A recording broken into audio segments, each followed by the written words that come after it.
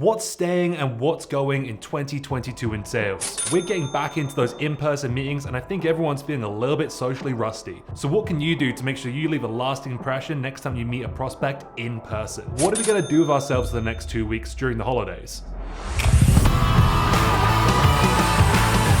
What's up, folks? Tyler and Raj have left me to myself this week, so guess what? Full funnel this week, it's the Will Show. Will I Am is here to deliver you some sales knowledge. Top funnel.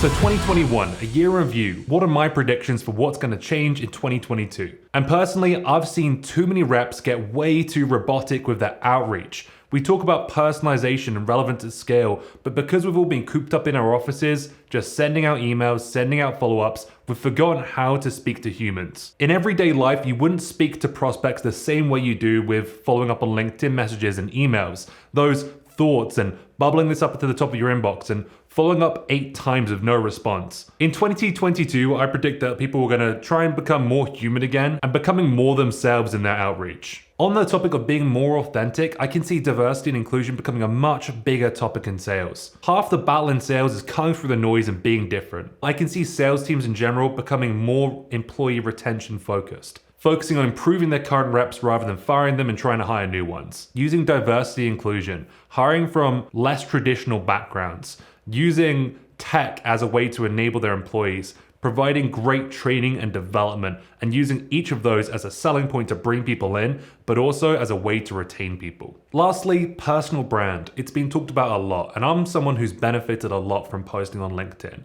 But it's all the rage and all the hype and promises everything. I think a lot of sales reps jump on that train far too early. You're much better off prioritizing the key core skills of being a good salesperson before you start trying to post on LinkedIn every single day. I could see sales teams and sales managers trying to dial back on their teams doing that and just trying to focus on mastering the core activities before you focus on that.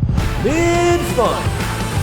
It's been a long time since we've been having frequent in-person meetings, and quite frankly, I've completely forgotten how to talk to people. Here are a few ways that you can make sure that your next in-person meeting with a prospect is a good one. First things first, literally, first impressions. When you meet someone in person, there is so much more information that they can have to gather a first impression of you. What you're wearing, the way you talk, the way you speak, the way you react facially, eye contact. You're gonna wanna make sure that you're nailing all of these. So make sure you have great posture, put on a smile, start positive, and make sure you're looking people in the eye. If the prospect feels comfortable, make sure you give them a firm handshake, but not too firm. You don't want to overdo it and try and crush the prospect's hand like the first time I met my father-in-law. And here's a big one, wear pants.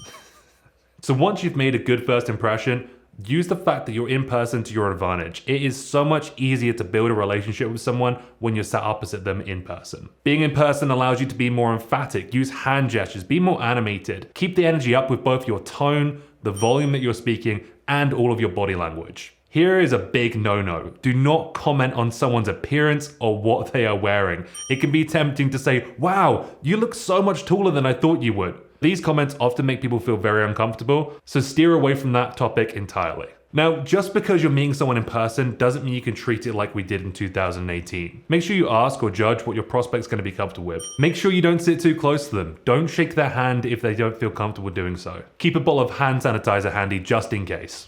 Bottom funnel. These last 2 weeks in December can feel like you're in limbo. When you send emails, you get out of office messages. When you make a cold call, people don't pick up. A fantastic way to use this time is to review what did and didn't work in 2021. What are some activities that you can stay busy with to make sure that you're setting yourself up for success in the new year? Take a look at the sequences that were working. What were the open rates? Were people responding negatively to them and unsubscribing? Cut what didn't work and find ways to improve what was working. Make use of the scheduling and send later features in Gmail and Outlook. So any emails that you want to send in the new year, you can type out now and they'll send on January 2nd or whenever you'd like them to. This can also be a great time of year to do something more personalized. Try and avoid sending the generic Happy Holidays or Happy New Year email to all of your prospects. Instead, maybe record them a video or send them a card or a gift in the post. You want to make sure they're thinking of you as you go into 2022. So you can book those meetings and close those sales early. Take a look in your CRM for deals that didn't close in 2021. Look through the reasons they didn't close at the time and see if anything might have changed that would justify you reaching back out to those customers. Let's not forget, a lot of sales teams are slowing down and dialing back their prospecting activity over those 2 weeks during the holidays. This is actually an opportunity for you to cut through the noise and stand out in someone's inbox. So as long as you're sending good, personalized, and relevant messages, don't be afraid to still reach out to people during this period. Because you'll probably find the inboxes are quieter than usual, and this could be your time to shine. The close. For Top of Funnel, we made some predictions about what's going to be changing in 2022.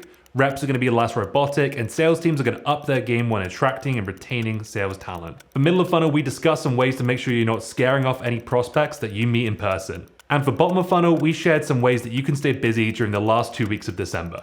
Hope you've enjoyed Will's full funnel takeover. You'll see Tyler and Raj as usual in a couple of weeks after the holiday break.